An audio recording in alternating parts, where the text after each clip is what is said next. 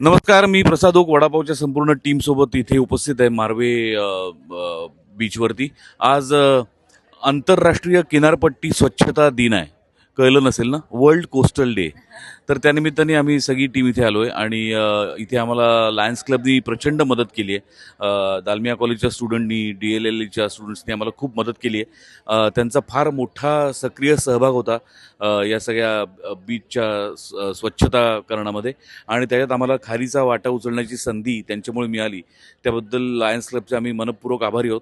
आणि वडापावच्या टीमला एका वेगळ्या पद्धतीने प्रमोशनमध्ये सहभागी होता आलं याचा एक वेगळा आनंद आहे. कारण काय होतं की शूटिंगच्या गडबडीमध्ये किंवा प्रमोशन्समध्ये अशा प्रकारची ॲक्टिव्हिटी करण्याची संधी मिळत नाही. ती या निमित्ताने मिळाली. त्याबद्दल लायन्स क्लबचे आमच्या निर्मात्यांचे मनःपूर्वक आभार. आणि 2 ऑक्टोबरला वडापाव हा आमचा सिनेमा संपूर्ण महाराष्ट्रात प्रदर्शित होतोय, तर नक्की बघा. येस.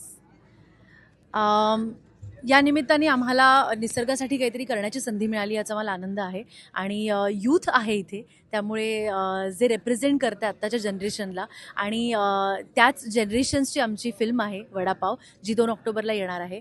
जितका आनंद आम्हाला आज ही ॲक्टिव्हिटी करताना झाला आहे, माझी खात्री आहे की सिनेमा बघितल्यानंतर तुम्हालाही तितकंच समाधान आणि आनंद होणार आहे. त्यामुळे जरूर जा.